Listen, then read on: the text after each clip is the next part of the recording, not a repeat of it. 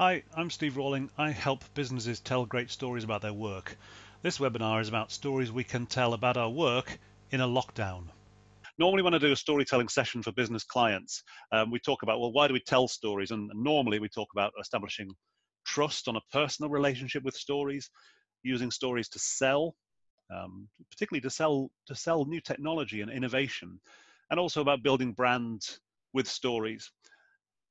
Things are different now, and with a real hunger for story, particularly positive stories. There's an example here from last week.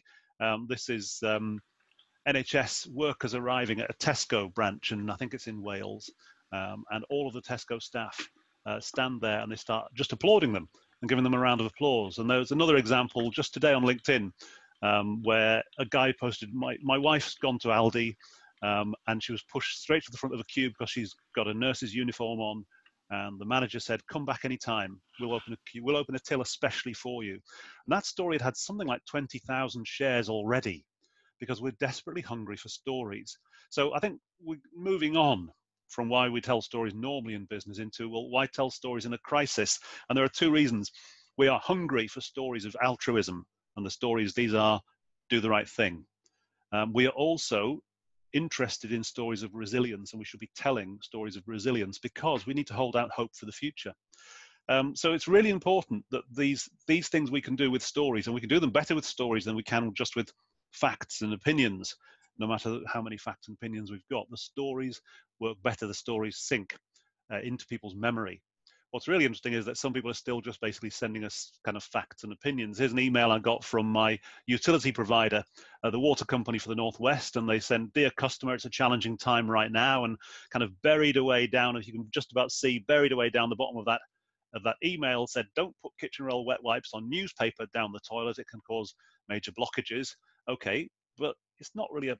This is a story. This is another former client of mine in Northern Ireland, water company there. And sorry if you just had your breakfast or lunch, but this is what it looks like when people start putting wet wipes down the toilet. And that guy on the right-hand side of the screen, that's the poor guy. He's a frontline worker, and his job is to stop the sewers and the water treatment plants from just getting overwhelmed because stupid people are throwing wet wipes down the toilet in vast numbers. So that's a story. That's visual, it's visceral, it's immediate. You don't forget it. Whereas a kind of, bunch of email facts is not a story. That's a story. There's a lovely example I saw on one of my local restaurants. They borrowed a public health warning from Texas around coronavirus. And the public health warning read, "Wash your hands like you just done slicing chilies for nachos, and you need to take your contact lenses out." Now, how much better is that than just telling people, wash your hands for at least 20 seconds, wash your hands thoroughly? No, that's really vivid, because anyone who's ever sliced a chili and then touched their eyes or their lips or anything else knows just how hard you have to wash your hands when you've been slicing chilies. And all of these things work because they are visual. They create a really strong sense in us. We can actually see what people are talking about.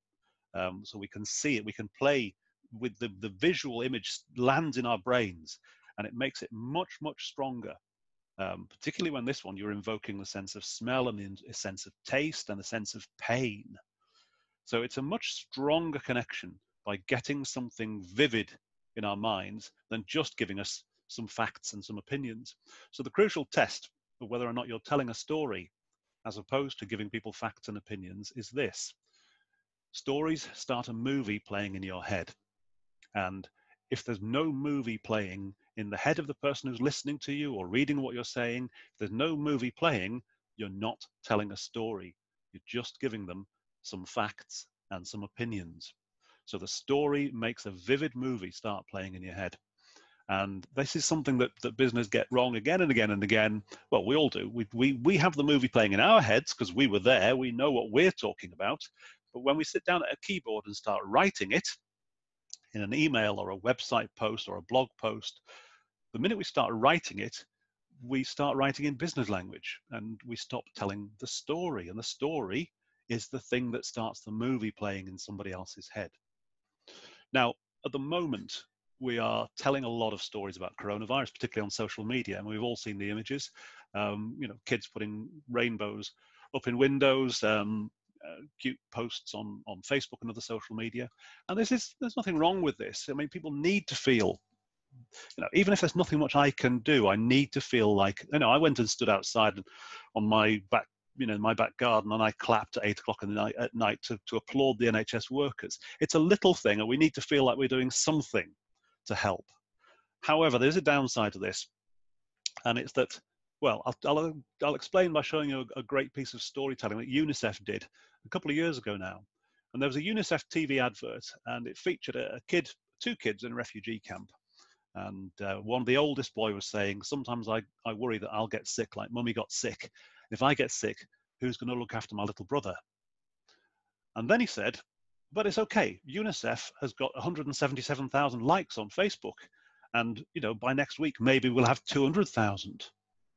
And then, of course, the penny drops and you go, likes don't save lives. Money saves lives.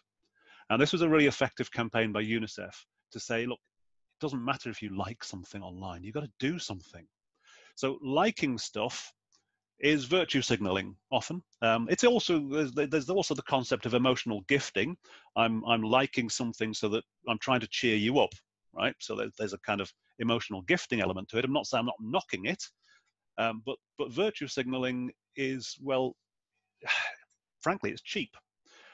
There's another equivalent of signaling, which is called costly signaling. And costly signaling is sending out a message that is kind of, it's an expensive message to send out. So, for example, growing a very long beard because that's what you do when you are part of a particular community, getting tattoos. These are all examples of costly signaling. And costly signaling is more effective because it's expensive, because it costs people time and money to do something rather than just virtue signaling. So as a result, we actually believe somebody who engages in costly signaling far more than we do someone who engages in virtue signaling. So what this means in terms of business, I think, in terms of the businesses we're all running at the moment is, okay, so you need to show you're doing the right thing right now, but it's more effective if it's costing you time or effort or money, rather than just putting a rainbow in the window, which is fantastic, nothing wrong with doing that.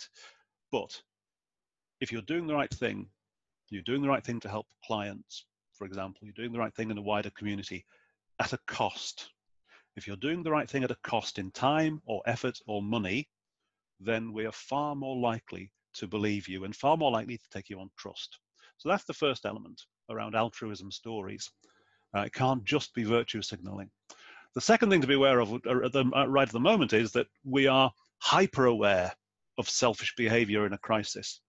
So a good part of the stories that are circulating right now, again on social media, are negative stories of people behaving really badly. One of my favorite one that I have spotted so far is the British holidaymaker in Tenerife who started swimming in the hotel swimming pool as a kind of protest because she was demanding an upgrade to a nicer room. And the police actually dived in the pool and arrested her and handcuffed her and dragged her off. Now that story, of course, went viral because it's selfish behavior in a crisis. So I guess the moral of this story, from our point of view, is it's not about you. So when you're talking about your business and the things you're doing, well, make sure you're talking about who you're helping, not just about how great you are. So you're helping your customers, how you're helping your staff, how you're helping stakeholders, obviously those stories are about us because we're telling them, but we have to make other people the focus of the story. And finally, I'm sure you've all seen this. I don't know about you, but I've been getting winter sun holiday adverts right now, and I'm thinking, this is really tone deaf. This is tone deaf marketing. Clearly somebody, I think it's Jet2 in my case, they're trying to sell me winter holidays. Well, it's obviously a marketing campaign that they just haven't bothered to switch off. But it comes across as utterly tone deaf if you're trying to sell expensive holidays to people who, A, don't know whether flights are going to be flying again by December, and B, don't know if they're going to have any money to go on holiday by December. So it's really crass. It also feels like pushing product when people are worried. Whereas by comparison, talking about Zoom, and we're on Zoom, The Zoom CEO has given schools in, I think it's Italy, China, South Korea, and I think America, video conferencing tools for free. So he's lifted the 40-minute restriction on free conferencing so that schools who are working in lockdown can carry on teaching kids. Now, that's cool. You could also say, well, that's a clever marketing tool because he wants to convert 6 months down the line, he wants to convert those schools into paying customers. Yeah, okay, fair enough. But he's still helping. So the third element, I guess, of telling altruistic stories is offer help, not product.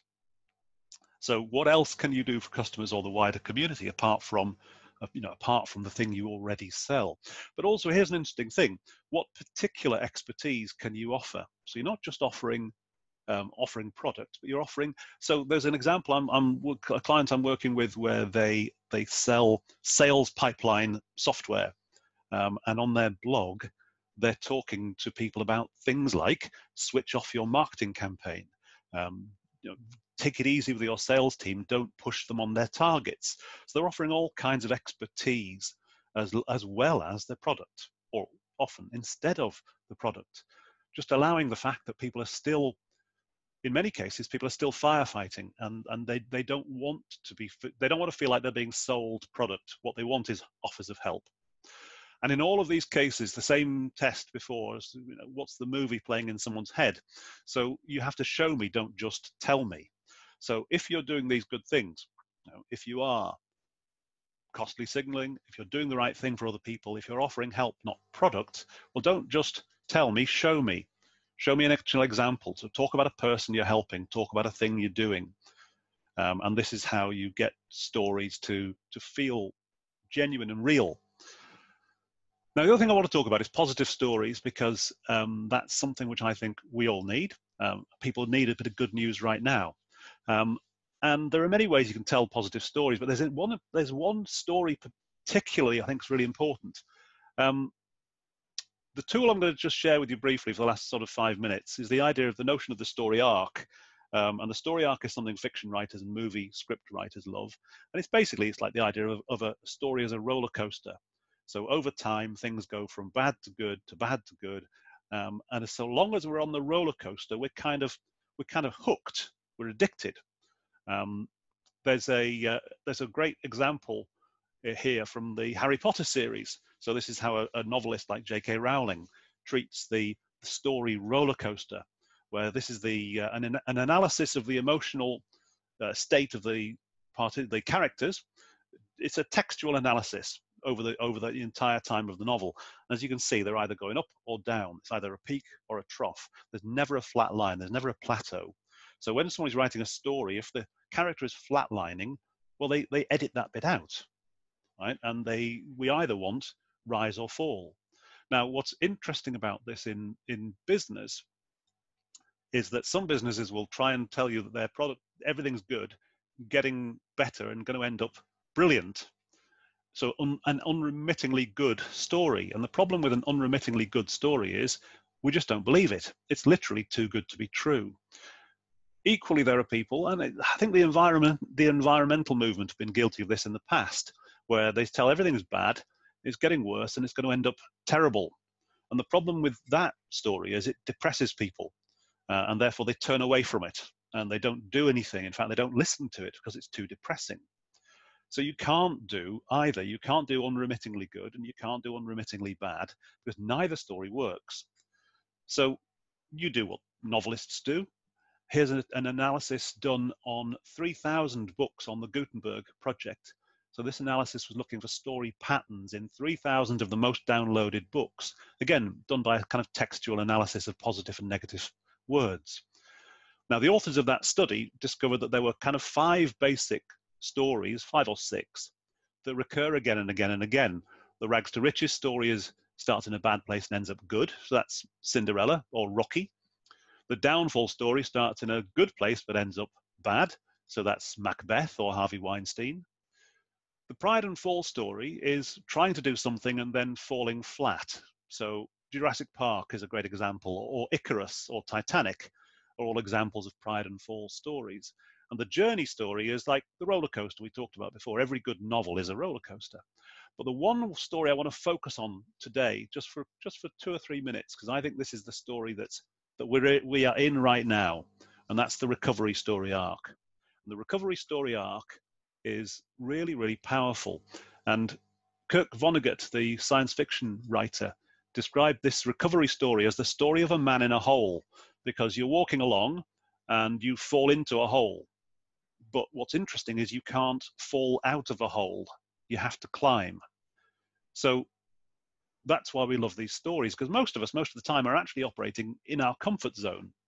And then some change comes along. Either we choose to change, or like what's happening right now, change is thrust upon us by events. And it leads to a crisis. It leads to things going really badly wrong.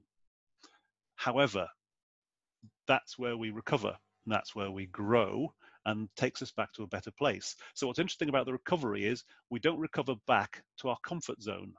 We recover to a better place. And this is a really interesting story pattern. It's also interesting because it is like a journey into the dark. So this is what happens in novels. It's like a fairy story, or many, many stories, where it's actually going from twilight, the light gray area here, into the dark. And the twilight, the comfort zone, it's like twilight, because yeah, we're okay, but we're not really seeing the problem. We're not really seeing how bad things could get. We're a bit complacent. That's why it's like twilight. We can't really see clearly. And that's when things trip us up, because we can't really see clearly. And it takes us into the dark. And the crisis, that's a dark place. So it's like going into the woods. It's like in The Hobbit, it's like Frodo leaves the Shire. The Shire is his comfort zone. And he ends up going on a journey that takes him into a very dark place in the bottom of the cave, in the bottom of a mountain. But that's where he finds the treasure. That's where he finds the ring. So if you think about it, if the ring in the Hobbit story, if the ring had been lying on the grass in the Shire, somebody else would have found it already. It wasn't. The ring, the treasure, was in the deepest, darkest place, the place you least want to go to. But that's where you find the treasure. And with that treasure, you recover and you make the world a better place. So that story is the story of why dragons sit on a pile of gold. They just do. So you don't find good stuff in your comfort zone. Not really. You don't find great stuff. You don't find treasure in your comfort zone. You only find it in the crisis. And that's what allows you to recover. And that's what takes you to a better place. So in my case, let's take this think of it in terms of business. So in my case, we would think, well, what was wrong in the comfort zone? Well, taking my business, for example, I was flying all over Europe. I was flying probably 20 to 25, maybe 30 times a year to deliver face-to-face training. And that's probably wrong, actually. Think about it in terms of sustainability. The change that came along was, well, in 1 week, I lost all my face-to-face clients because of coronavirus. That's a crisis. But in that crisis, I learned how to use Zoom. I learned how to create distance learning. And I actually think that's going to mean that when this is over, I'm better placed to work with a wider range of clients all over Europe, hopefully all over the world, because I've got the hang of this. I've got the hang of remote working. I've got the hang of distance working. So that's my recovery story. We're still in the kind of the crisis bit here. But what you've got to remember is it's in the crisis where you learn stuff. It's in the crisis, it's in the darkest place that you find the treasure. And if you don't go into that dark bit, then you don't find treasure. So that, I guess, this is what I think is the story we're in right now.